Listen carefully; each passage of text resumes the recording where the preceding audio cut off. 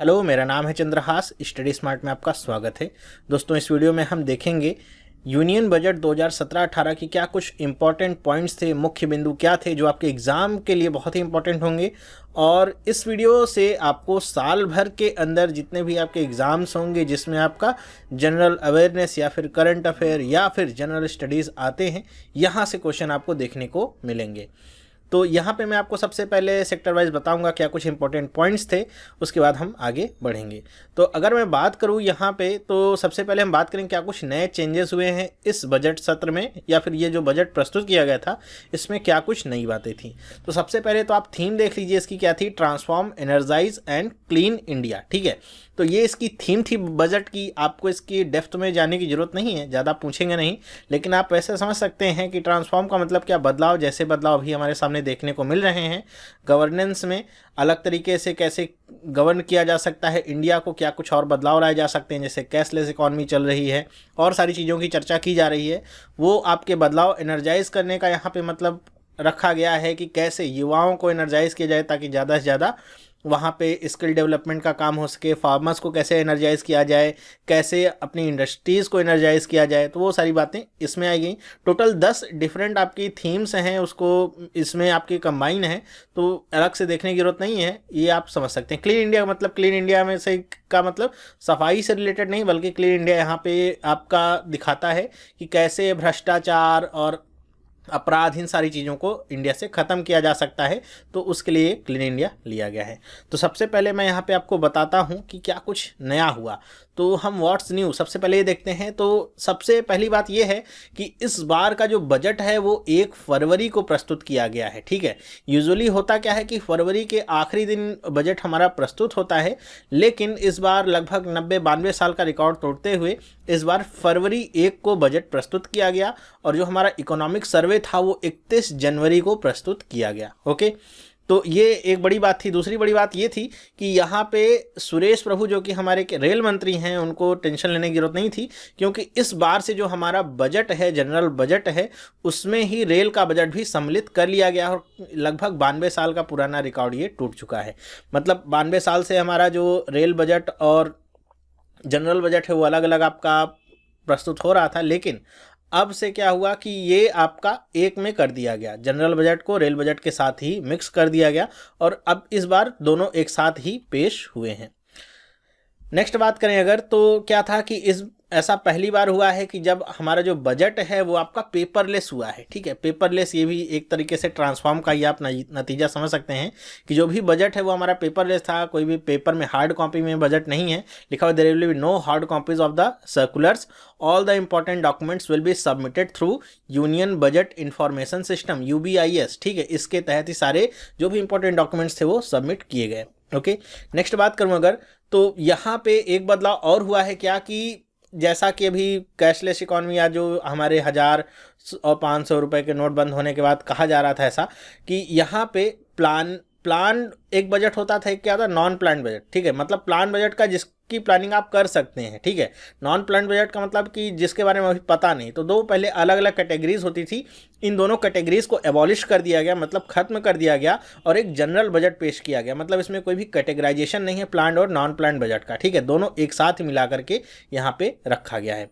तो ये आपके 4 महत्वपूर्ण बदलाव थे जिनको आपको ध्यान रखना चाहिए। ओके, चलिए बात करता हूं अगर मैं बजट की, तो सबसे पहले हम आ जाते हैं एग्रीकल्चर सेक्टर पे। ठीक है, हम यहाँ पे जो मतलब पूरा बजट प्रस्तुत नहीं कर रहा हूं मैं, कुछ इंपॉर्टेंट पॉइंट्स हैं जिनको मैं देख रहा हूं यहाँ पे आपके लिए क्या इंपॉर्टेंट हो सकते हो, यहाँ पे मैं बता रहा हूँ।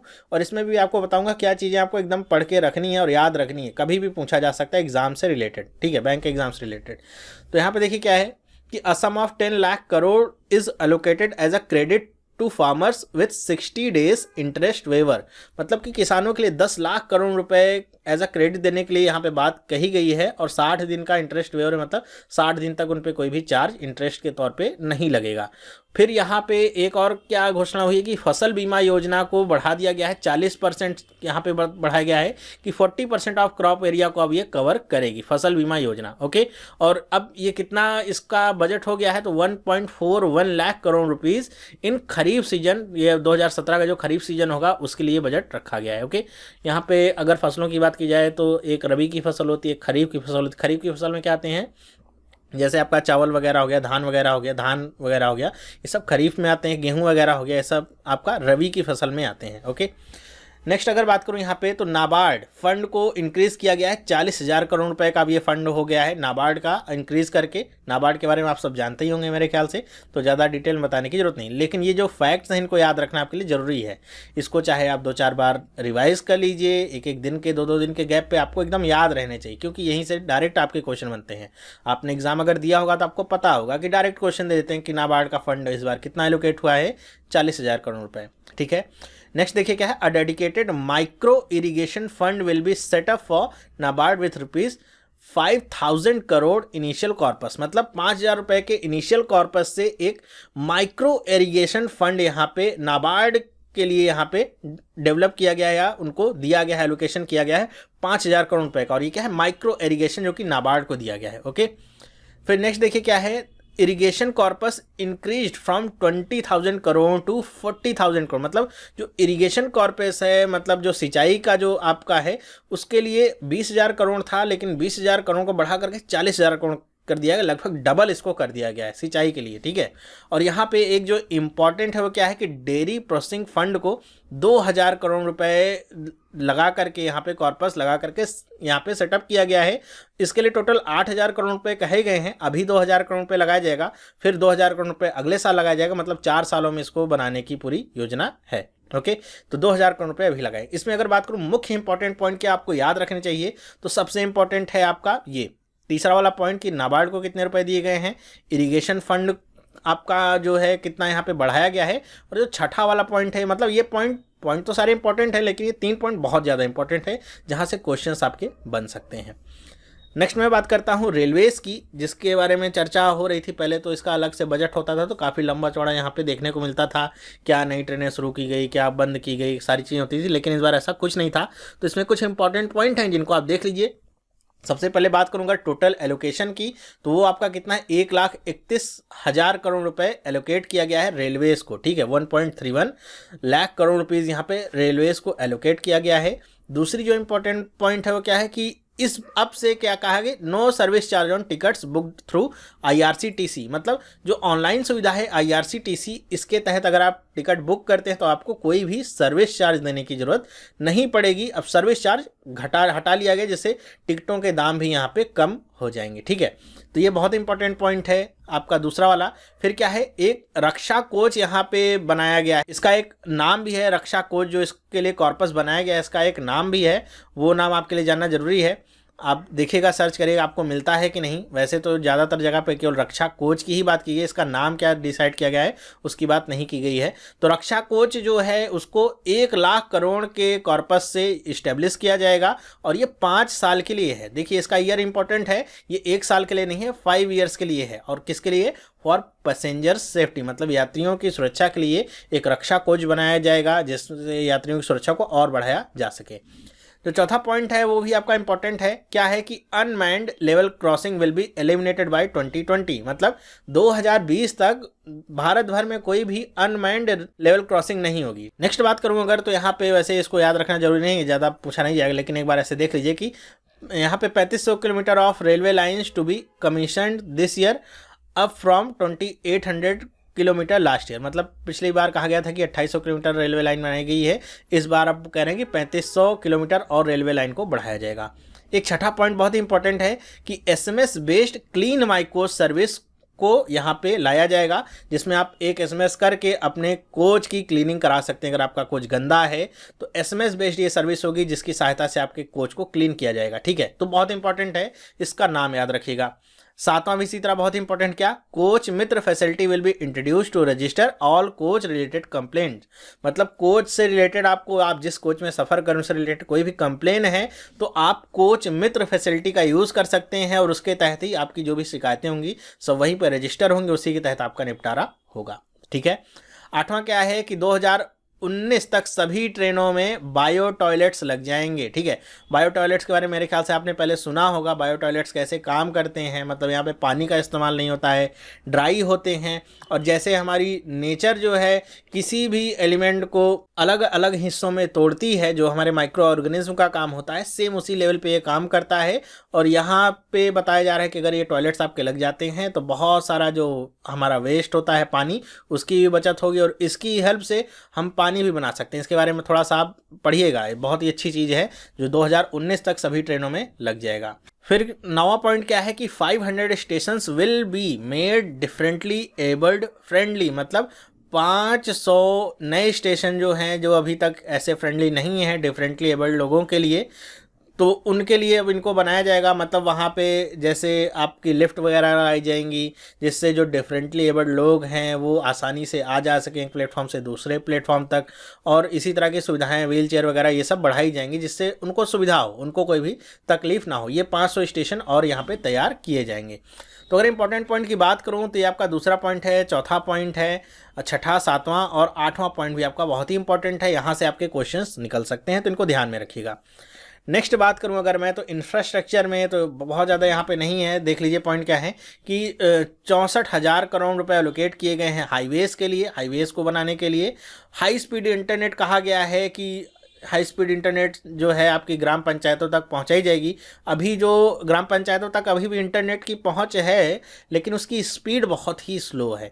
तो हाई स्पीड इंटरनेट पहुंचाया जाएगा और लगभग कितने 1.5 लाख ग्राम पंचायतों में पहुंचाने की बात कही गई है इस बार। ठीक है, इस साल के लिए, इसके लिए कोई भी डेडलाइन नहीं है।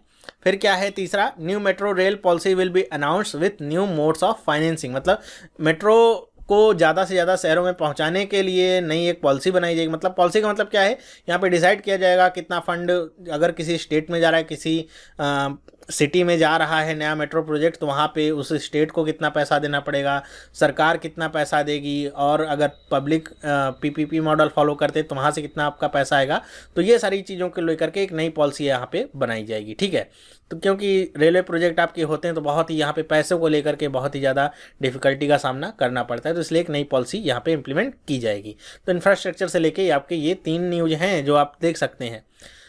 नेक्स्ट बात करूँ अगर मैं, रूरल पॉपुलेशन से रिलेटेड आपकी क्या क्या यहाँ पे चीज़ें कवर होती हैं कि over ₹3 lakh crore will be spend for rural India, मतलब जो हमारा ग्रामीण भारत है उसके लिए 3 लाख करोड़ रुपए लगभग यहाँ पे खर्च होंगे, मतलब अलग अलग स्कीमों को मिला करके ओवरऑल ऐसे बताया गया है।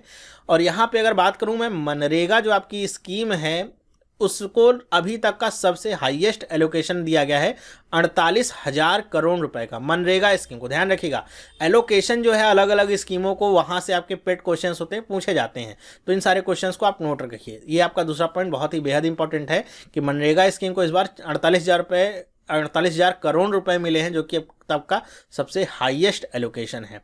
और यहाँ पे और क्या बात की गई है कि during 2017 and 18 5 lakh farm ponds will be taken up, be यहाँ पे केवल एक बार है, अंडर द मनरेगा। मतलब मनरेगा में क्या होता है कि आपके काम की कमी ना पड़े, इसके लिए लगभग 5 लाख जो फार्म पॉन्ड्स हैं उनको लिया जाएगा, जिससे वहाँ पर भी और काम कराया जा सके। ठीक है, तो ये भी अपने आप में बहुत ही अच्छा कदम है।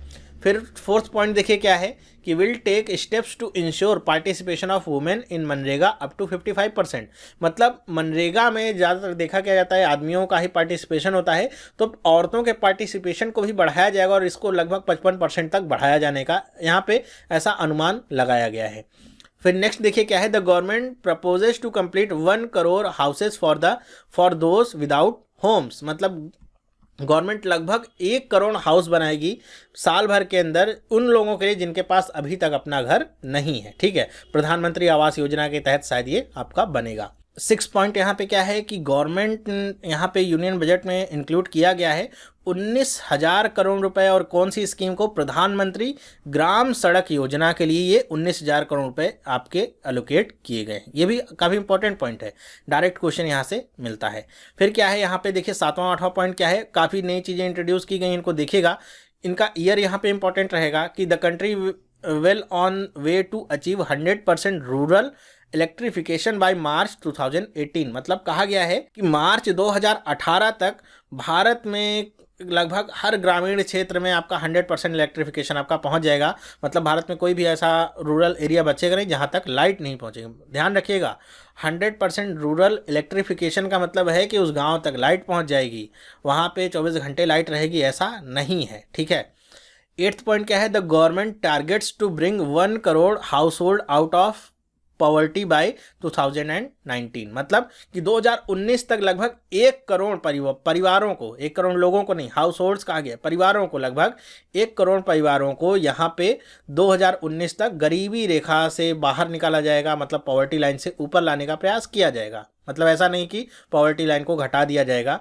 मतलब एक अच्छे वे में बात कही गई है कि मतलब ऐसी आपके स्कीम्स लाई जाएंगी जिससे वो अपने दम पे ही उससे बाहर निकल आएँ। ठीक है। तो ये आपके रूरल पॉपुलेशन के लिए आपके कुछ मुख्य बिंदु थे, जिसमें आपका ये जो 7वां और 8वां पॉइंट है, इनमें आप ईयर याद रखिएगा कि इलेक्ट्रिफिकेशन कब होगा, 2018 तक। पॉवर्टी के लिए क्या बात कही गई, 2019 तक, क्योंकि बहुत ही मिसमैच हो जाएगा। एक क्वेश्चन आएगा उस पर आपको दे देगा 2018, 2019, 2020, 2025। तो आपने देखा क्या है कि हर एक स्कीम के लिए अलग अलग टारगेट सेट किया गया है। तो किसके लिए क्या टारगेट है, इसको आप ध्यान रखिए, क्या डेडलाइन वहाँ पे रखी गई है। नेक्स्ट बात करते हैं यहाँ पे अंडर प्रिविलेज हेल्थ केयर के लिए, मतलब जो आपके इस लायक नहीं है कि वो हेल्थ केयर की सुविधा ले सकें, उनके लिए क्या हेल्थ केयर की यहाँ पे स्कीमें लाई गई हैं। तो यहाँ पे टोटल अगर देखा जाए तो 1,84,632 करोड़ रुपए एलोकेट किए गए हैं वुमेन एंड चिल्ड्रन के लिए। ठीक है। मतलब इसी के तहत आपके एलोकेट किए गए हैं। और यहाँ पे बताया गया है कि 500 करोड़ रुपए एलोकेट किए गए हैं महिला शक्ति केंद्र के लिए। महिला शक्ति केंद्र आपके जो चलते हैं उनके लिए लगभग 500 करोड़ रुपए एलोकेट किए गए हैं। तो इसको आप ध्यान रखिएगा। फिर क्या है कि under a nationwide scheme for pregnant women ₹6,000 will be transfer to each person. मतलब कि जो आपकी प्रेग्नेंट औरतों को लेकर के स्कीम है पूरे भारत भर में चल रही है, इसके तहत अब 6,000 रुपये ट्रांसफ़र किए जाएंगे जो भी आपकी प्रेग्नेंट औरतें होंगी उनके अकाउंट में। ठीक है। नेक्स्ट बात करें क्या कि elimination of tuberculosis by 2025 targeted. यही बात कर रहा हूँ कि सब स्कीम के लिए देखिए अलग अलग डेडलाइन है। कि आपको पता होगा कि टीबी की जो बीमारी है ट्यूबरक्लोसिस, इससे भारत सबसे ज़्यादा पीड़ित देश है। तो टीबी को एलिमिनेट करने की बात की, कम नहीं, एलिमिनेट मतलब एकदम जड़ से ही ख़त्म करने की बात की कब, 2025 तक। ठीक है। 2025 का टारगेट रखा गया है कि तब तक टीबी की बीमारी भारत से ख़त्म हो जाएगी। आई होप ऐसा हो जाए। 5वां जो है वो क्या है कि 2 नए एम्स आपके सेटअप किए जाएंगे झारखंड और गुजरात में। तो ये इंपॉर्टेंट पॉइंट है, ये भी इंपॉर्टेंट पॉइंट है कि यहाँ से क्वेश्चन आपका डायरेक्ट निकलेगा कि आपके 2 नए एम्स सेटअप किए जा रहे हैं कहाँ पे। हो सकता है ऐसे भी दे दे कि 2 नए एम्स आपके सेटअप किए जाएंगे, एक तो झारखंड में होगा, दूसरा स्टेट कौन सा है तो आपको बताना होगा। तो ध्यान रखिएगा। 6वां पॉइंट क्या है कि allocation for scheduled caste is ₹52,393 crore. मतलब शेड्यूल कास्ट के लिए आपके 52,393 करोड़ रुपए यहाँ पे एलोकेट किए गए हैं। 7वां भी एक आपका इंपॉर्टेंट पॉइंट क्या है कि आधार बेस्ड स्मार्ट कार्ड यहाँ पे इशू किए जाएंगे, किसको, सीनियर सिटीजन्स को। और किस लिए, ये भी इंपॉर्टेंट है, क्यों, मॉनिटर हेल्थ। मतलब हेल्थ को मॉनिटर करने के लिए उनको एक आधार बेस्ड स्मार्ट कार्ड दिया जाएगा जिसके तहत उनकी यूनिकली पहचान भी हो सके और उनकी हेल्थ कैसी है, क्या क्या प्रॉब्लम्स हैं और क्या उसमें सुधार हो रहा है, वो सारी चीज़ें उसी से आपकी मॉनिटर की जाएंगी स्मार्ट कार्ड से ही। तो ये भी आपके लिए बहुत इंपॉर्टेंट पॉइंट है। यहाँ से ऐसे भी क्वेश्चन निकल सकता है कि एक हेल्थ को मॉनिटर करने के लिए आधार बेस्ड स्मार्ट कार्ड इशू किया जाएगा, लेकिन किसको दिया जाएगा, तो आप बता देंगे किसको, सीनियर सिटीजन्स को। ठीक है। सबको नहीं, सीनियर सिटीजन्स को। ठीक है। और दूसरा ऐसे भी पूछ सकते हैं कि सीनियर सिटीजन्स को एक स्मार्ट कार्ड दिया जाएगा, आधार बेस्ड होगा वो, लेकिन वो उस कार्ड के तहत क्या किया जाएगा, मतलब किस लिए दिया जाएगा, तो आप बता देंगे किस लिए, उनकी हेल्थ को मॉनिटर करने के लिए। तो ऐसे दोनों तरह से क्वेश्चन आपके निकल सकते हैं। नेक्स्ट अगर मैं बात करूं फाइनेंशियल सेक्टर पे आ जाऊं जहां से आपके ज़्यादातर क्वेश्चंस निकलते हैं, तो यहाँ पे क्या है, पहली तो ये आपकी इंपॉर्टेंट यहाँ पे न्यूज़ क्या है कि रेलवे के जो भी आपके जैसे जो भी रेलवे जैसे पीएससीज हैं और आईआरसीटीसी हैं, इनके शेयर्स को लिस्ट किया जाएगा स्टॉक एक्सचेंजेस में। ठीक है। मतलब अब ये पब्लिकली आपके अवेलेबल होंगे इनके शेयर्स। दूसरा क्या है कि फॉरेन इन्वेस्टमेंट प्रमोशन बोर्ड, जिसे हम शॉर्ट में FIPB कहते हैं, ज़्यादातर जगह पे 90% आपको FIPB देखने को मिलता है, फॉरेन इन्वेस्टमेंट प्रमोशन बोर्ड, इसको एबॉलिश कर दिया गया, मतलब इसको अब ख़त्म कर दिया गया है। तीसरी जो आपकी न्यूज़ है क्या है कि computer emergency response team for financial sector will be form, मतलब आपके फाइनेंशियल सेक्टर्स के लिए कंप्यूटर इमरजेंसी रिस्पांस टीम होगी, आपकी यहाँ पे फॉर्म की जाएगी, जिसके तहत आपके जो भी इमरजेंसीज आएंगे उन्हें टेक केयर करने की कोशिश की जाएगी।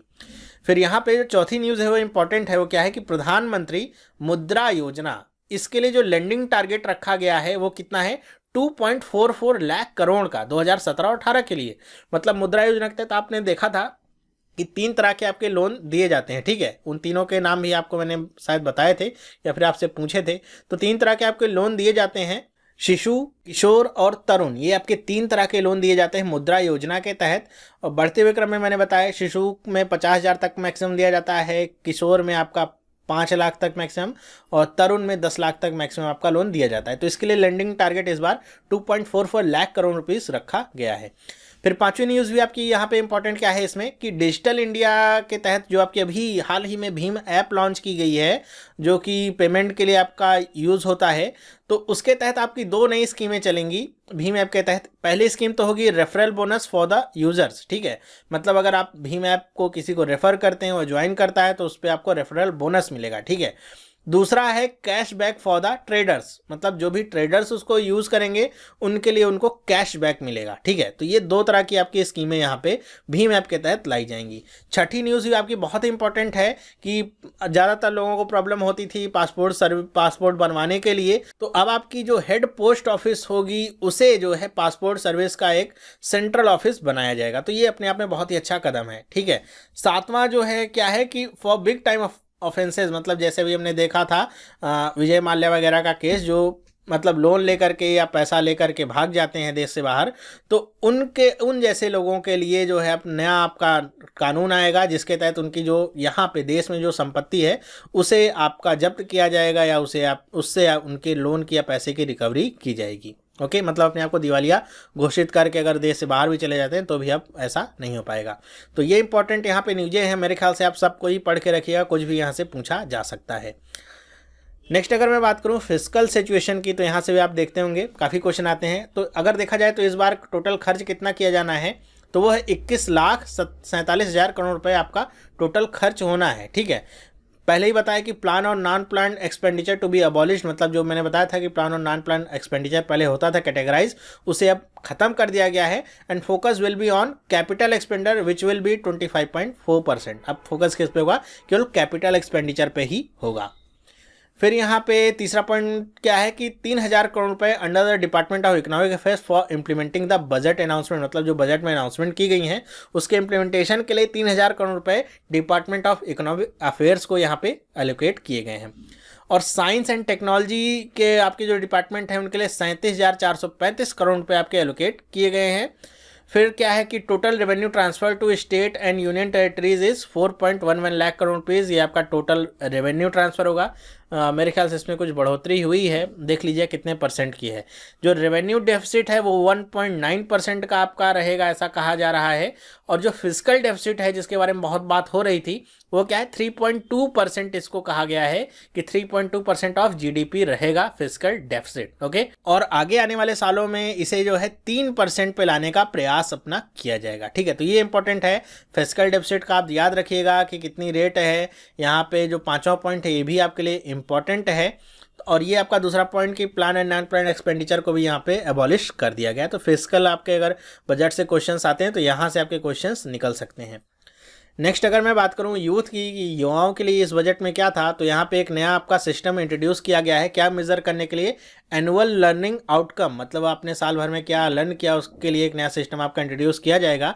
और आपके जो सेकेंडरी एजुकेशन है इसके लिए इनोवेशन फंड आपका दिया जाएगा, मतलब सेकेंडरी एजुकेशन के लिए प्रैक्टिकल आपके जो कोर्सेज होते हैं वो इंट्रोड्यूस किए जाएंगे, ताकि बच्चे सिर्फ रटे ही नहीं, पढ़े ही नहीं, उसको करके भी सीखें, ठीक है। दूसरा पॉइंट क्या है कि focus will be on 3,479 educationally backward blocks, ठीक है। इन पे आपका ज़्यादा फोकस रहेगा यूथ के लिए। और क्या है, colleges will be identified based on the accreditation, ये सब उतने मेरे ख्याल से इंपॉर्टेंट नहीं है। चौथा पॉइंट आपका यहाँ पे इंपॉर्टेंट है, देखिएगा क्या है कि skill India mission was launch to maximise potential, will set up 100 India international centres across the country. मतलब स्किल इंडिया के तहत आपके 100 इंडिया इंटरनेशनल सेंटर्स पूरे भारत भर में खोले जाएंगे। ओके, और यहाँ पे पांचों point, courses on foreign language will be introduce, ये सब तो नॉर्मल सी बातें हैं। छठा पॉइंट क्या है कि will take steps to create 5000 PG seats per annum, मतलब 5000 पीजी सीट्स को कैसे क्रिएट किया जाएगा, इसके लिए कदम उठाने की बात यहाँ पे कही गई है। ठीक है, और मेरे ख्याल से एक मेडिकल के लिए भी यहाँ पे कुछ बात कही गई थी कि अब सब कुछ मेरे ख्याल से मेडिकल के जो आपके एंट्रेंस एग्जामिनेशन होते हैं उनको मिला करके एक ही कर दिया गया है, और वहाँ पे शायद 3 साल की बाध्यता भी रखी गई है। ठीक है, तो ये सब आपके यूथ के लिए यहाँ पे निकल के आया है। नेक्स्ट अगर मैं बात करूँ टैक्स की, क्या यहाँ पे टैक्स आपके घटे बढ़े हैं उसको देख लेते हैं जरा सा, कि यहाँ पे क्या है कि the income tax to be amended to ensure that no transaction above 3 lakh is permitted in cash. मतलब अब 3 लाख से ज़्यादा के अमाउंट को आप कैश में उसको ट्रांजेक्शन उसको नहीं दिखा सकते। मतलब आप किसी को अगर 3 लाख 1 रुपये भी देंगे और कैश में अगर दे दिया तो आपका परमिटेड नहीं होगा। ठीक है, 3 लाख के अंदर ही आप कैश में दे सकते हैं अमाउंट, 3 लाख से ज़्यादा नहीं दे सकते हैं। फिर क्या है, दूसरा क्या है कि under the corporate tax in order to make MSME companies more viable there is a proposal to reduce tax for small companies with a turnover up to 50 crore to 25%। About 67 lakh companies fall in this category. मतलब यहाँ पे बात कही गई है कि जो आपकी एमएसएमईज कंपनीज हैं, ठीक है, माइक्रो स्मॉल लेवल पे जो कंपनीज हैं आपकी, तो उनको कंपटीशन में बनाए रखने के लिए उनका जो टैक्स है पहले कितना था, 30% था। जो भी कंपनीज होती थी उनको 30% टैक्स देना पड़ता था, लेकिन अब वो 5% कम करके 25% पे कर दिया गया है इस बार से। और बताया जा रहा है कि ऐसा करने से जो कि, और उनका याद रखिए कौन सी कंपनीज, जिनका टर्नओवर 50 करोड़ से क्या होगा, कम का होगा, या 50 करोड़ तक होगा। 50 करोड़ तक कम अगर कंपनी का टर्नओवर है तो उसे 25% टैक्स ही देना पड़ेगा, और इसके तहत लगभग 96% कंपनीज आपकी आ जाती हैं। मतलब 4% ही वो कंपनी बचेंगी जिनका टर्नओवर 50 करोड़ से ज़्यादा का है। ठीक है, फिर यहाँ पे आपका एलएनजी के लिए जो आपकी यहाँ पे कस्टम ड्यूटी है उसे घटा करके 5% से अब 2.5% का कर दिया गया है। ठीक है, एलएनजी की जो कस्टम ड्यूटी थी उसे घटाया गया है। एलएनजी का मतलब क्या, फुल फॉर्म क्या होगा, लिक्विफाइड नेचुरल गैस। फोर्थ आपका क्या है यहाँ पे कि the limit of cash donation by charitable trust is reduce to 2000 from 10,000। मतलब अगर आप किसी भी ट्रस्ट को, एनजीओ को, सोसाइटी को डोनेशन अगर दे रहे हैं तो अब कैश में केवल 2000 रुपये तक ही दे पाएंगे। ठीक है, अगर उससे अधिक का देना है तो आपको कोई और मीडियम इंट्रोड्यूस करना होगा जिसके तहत आपकी जो भी डोनेशन उसे ट्रैक किया जा सकता। मतलब ऑनलाइन ट्रांसफ़र कर सकते हैं, चेक दे सकते हैं, ड्राफ्ट दे सकते हैं, लेकिन कैश केवल 2000 रुपये तक ही दे सकते हैं। पहले ये लिमिट 10,000 थी। पांचवा क्या है कि the net revenue loss in direct tax could be 20,000 crore. मतलब 20,000 करोड़ रुपए का यहाँ पे रेवेन्यू लॉस होगा डायरेक्ट टैक्सेस में। नेक्स्ट बात करते हैं पर्सनल इनकम टैक्स की। तो ये आपके सामने चार्ट आपको दिख रहा है कि पर्सनल इनकम टैक्स आपका क्या है। आप सबको पता है कि पर्सनल इनकम टैक्स में इस बार यहाँ पे कमी की गई है कि 2.5 लाख तक तो कोई भी टैक्स नहीं होगा। और मेल फीमेल का ऐसे कोई भी बाउंडेशन नहीं है। पहले होता था कि मेल के लिए आपका 50,000 कम होता था टैक्स, मतलब अगर फीमेल के लिए 2.5 लाख है तो मेल के लिए 2 लाख होता था। तो इस बार ऐसा मेल फीमेल का नहीं है, पिछली बार भी नहीं था। और 2.5 लाख तक कोई भी टैक्स नहीं होगा। 2.5 लाख से 5 लाख तक की अगर आपकी इनकम है तो पहले आपको 10% टैक्स देना पड़ता था, जिसे कम करके 5% किया गया। क्योंकि इसको किया गया जिससे ज़्यादातर लोग जो आपके टैक्स देने वाले हैं वो आपके इस दायरे में आ जाए। मतलब लोगों को लगता होगा कि 10% टैक्स ज़्यादा होगा तो नहीं देते होंगे, छुपाने का प्रयास करते होंगे। 5% कर दिया गया जिससे ज़्यादातर लोग यहाँ पे रिटर्न फाइल करें और टैक्स दें। ठीक है, 5 लाख से 10 लाख में कोई भी चेंजेस नहीं, 20,000 रुपीज़ ही उनको देने हैं, और 10 लाख से ऊपर को 30% ही आपका देना है। ठीक है, सीनियर सिटीजन्स की बात करूँ जो 60 साल से 80 साल के बीच में आते हैं, उनके लिए नो टैक्स की लिमिट कितनी है, 3 लाख तक है। फिर 3 लाख से आपका 5 लाख तक 5% है, और 5 लाख से 10 लाख तक 20%, फिर बाकी का 30% है। ठीक है, और सीनियर सिटीजन जो 80 साल से भी अधिक के उम्र के हैं तो 5 लाख तक कोई भी टैक्स नहीं है। 5 लाख से 10 लाख 20%, फिर उससे ज़्यादा क्या है 30% है। ठीक है, तो इसको आप ध्यान से देखिएगा। मेन इंपॉर्टेंट हाईलाइट आपका ये 5% वाला है जो कि इस बार इंट्रोड्यूस हुआ है। इससे रिलेटेड और भी कुछ फैक्ट्स हैं, उनको भी हम देख लेते हैं। पहला पॉइंट क्या है कि 5 लाख से ऊपर की जो भी आपकी कैटेगरीज हैं उनको 12,500 रुपये छूट मिलेगी टैक्स में। कोई भी होगा, 5 से 10 में है, 10 से आपका अधिक हो, सबको 12,500 रुपये की छूट मिलेगी। फिर क्या है कि जिनकी इनकम 5 लाख से कम है, बिजनेस उनका नहीं है, तो उनके लिए एक सिंपल 1 पेज का रिटर्न होगा जिसे आप आसानी से भर सकते हैं। बहुत ही अच्छा कदम है। तीसरा पॉइंट क्या है कि जो लोग पहली बार इनकम टैक्स रिटर्न फाइल करेंगे उनके लिए कोई भी यहाँ पर झंझट वाली बात नहीं हुई, कोई भी गवर्नमेंट स्क्रूटनी के दायरे में वो नहीं आएंगे। और चौथा पॉइंट क्या है कि जो भी व्यक्ति जिनकी जो इनकम है वो 50 लाख से 1 करोड़ के बीच में है, उनको 10% का सरचार्ज देना होगा, जिससे जो यहाँ पे कटौती की गई थी 2.5 से 5 लाख में जो 10% से 5% किया गया था, लगभग 15,000 करोड़ रुपये का लॉस होगा, उसे यहाँ पे कवर करने की कोशिश की जाएगी। और जिनकी इनकम 1 करोड़ से भी ऊपर है उन्हें 15% सरचार्ज देना होगा। मतलब जो आप टैक्स देंगे वो तो है, लेकिन 15% आपको सरचार्ज भी और देना होगा। तो यहाँ से रिकवरी करने की प्रयास यहाँ पे किए जाएंगे। तो पर्सनल इनकम टैक्स रिलेटेड ये था आपका, क्या ब्रैकेट था यहाँ पे, क्या क्या आपके रेंजेस है, सारी कुछ यहाँ पे डिस्कस हो गए हैं।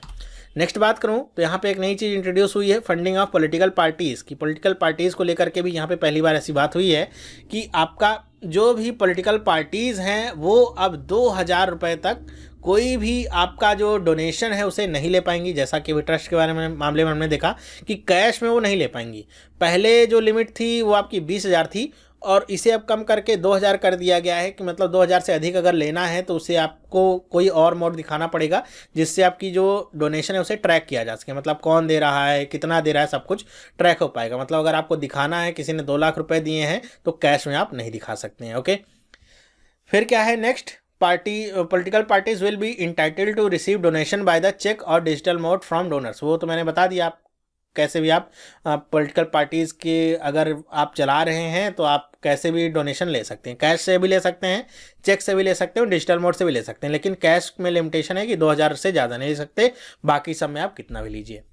फिर क्या है कि एक यहाँ पे अमेंडमेंट यहाँ पे प्रपोज किया जाएगा आरबीआई एक्ट में, जिसके तहत कहा गया है कि इलेक्टोरल बॉन्ड्स यहाँ पे लाए जाएंगे। ठीक है, ये इलेक्टोरल बॉन्ड क्या है? इलेक्टोरल बॉन्ड का मतलब क्या है कि यहाँ पे एक तरीके एक बॉन्ड आरबीआई यहाँ पे जारी करेगा पॉलिटिकल पार्टीज के लिए। जैसे मुझे अगर किसी पार्टी को अगर कुछ फंड देना है तो मैं वो ये बॉन्ड जाके खरीद सकता हूँ और इनको मैं पे कैसे करूँगा? चेक के थ्रू मैं पे करूँगा या फिर आपका डिमांड ड्राफ्ट या फिर डिजिटल ट्रांजैक्शन के तहत इनको मैं पे करूँगा और इनको पे करके मैं खरीदूंगा इन बॉन्ड को, जिसके तहत मेरी जो ट्रांजैक्शन होगी या जो मैंने पैसा दिया उसे ट्रैक किया जा सकेगा और इन बॉन्ड्स को मैं ले सकता हूँ और ये पैसा आपके पॉलिटिकल पार्टीज़ में चला जाएगा। मतलब जब भी मैं इस बॉन्ड को लेकर के जाऊँगा तो मैं उतना पैसा अपना वापस ले सकता हूँ। ठीक है, तो यहाँ पे कह रहे हैं कि they can be redeemed only by registered political parties, कि इन्हें जो रजिस्टर्ड पॉलिटिकल पार्टीज़ हैं वहीं से रिडीम किया जा सकता है। मतलब ऐसे नहीं आलतू फालतू कोई भी पार्टी का बॉन्ड कोई भी झूठे ही आपको बेच दे और वहाँ पे आप उसको रिडीम करने पहुँच जाइए, तो ऐसा नहीं हो पाएगा। जो रजिस्टर्ड पार्टीज़ हैं उनके लिए ये काम करेगा। ठीक है, तो अपने आप में एक नई चीज़ ये आपकी आ रही है, इलेक्टोरल बॉन्ड्स। नेक्स्ट बात करूं एनर्जी एंड डिफेंस की, तो यहाँ पे देखिए डिफेंस का तो केवल एक लाइन का ये है कि आप देख लीजिए कि कितना यहाँ पे फंड आपका एलोकेट हुआ है, 2.74 लाख करोड़ का, 2.74 लाख करोड़ लगभग ये आपका एलोकेट हुए हैं डिफेंस के लिए। लगभग 6% की यहाँ पे बढ़ोतरी की गई है पिछले साल से। ठीक है, एक ट्रेड इंफ्रा एक्सपोर्ट स्कीम यहाँ पे लॉन्च की गई है। मतलब एनर्जी के लिए आपका ये है कि ट्रेड इंफ्रा स्कीम लॉन्च की जाएगी 2017-18 में और लगभग 1.26 लाख करोड़ रुपीज़ यहाँ पे रिसीव किए गए हैं, एलोकेट किए गए हैं एनर्जी प्रोडक्शन बेस्ड इन्वेस्टमेंट्स के लिए। ठीक है, और यहाँ पे new crude oil reserve propose किया गया है उड़ीसा और राजस्थान के लिए। तो ये स्टेट के नाम याद रखना आपके लिए जरूरी है कि क्रूड ऑयल रिजर्व कहाँ के लिए प्रपोज किया गया है, उड़ीसा और राजस्थान के लिए। तो इसको आप याद रखिएगा। मेरे ख्याल से अगर कोई इंपॉर्टेंट चीज़ है तो एक तो ये है जहाँ से क्वेश्चन आपके निकाल सकते हैं और एक आखिरी वाला पॉइंट है जहाँ से आपके ये क्वेश्चन निकल सकते हैं। तो ये 2 पॉइंट आपके बहुत इंपॉर्टेंट हैं, इनको तो आप याद ही रखिए। तो ये है आपका ये थ्योरी पार्ट जो मैंने आपको दिया। बजट से रिलेटेड क्या कुछ मुख्य इंपॉर्टेंट पॉइंट थे, सारे पॉइंट मैंने नहीं कवर किए, मैं भी जानता हूँ। कुछ पॉइंट आपके छूटे हैं जो मुझे लगते होंगे कि वो आपके इतने ज़्यादा इंपॉर्टेंट नहीं होंगे। ठीक है, तो जो इंपॉर्टेंट पॉइंट है मैंने यहाँ पे आपको कवर कर दिए, तो कम से कम इनको तो आप पढ़ के ही रखिए। इसके बाद मैं इस पर आपको एक MCQ दूंगा, लगभग 15 क्वेश्चन का होगा, जो कि आपके मोस्ट इंपॉर्टेंट क्वेश्चन हो सकते हैं आगे वाले एग्जाम्स के लिए, जहाँ से क्वेश्चन आपसे निकल सकते हैं। तो इस वीडियो को आप देखिए। इसके बाद जब मैं क्वेश्चन दूंगा MCQ का, तो आंसर बताने से पहले आप अपने आप को चेक करिएगा कि आपको उसका आंसर पता है कि नहीं है। तो एकदम बैक टू बैक, अभी आपको आज मैंने बताया, कल ही आपको दूसरा वीडियो दे दूंगा, तो आपको थोड़ा बहुत तो याद रहेगा। फ्यूचर में भी अगर आपको देखना होगा, अपनी नॉलेज को चेक करना होगा, तो आप उस वीडियो को जाके देख सकते हैं।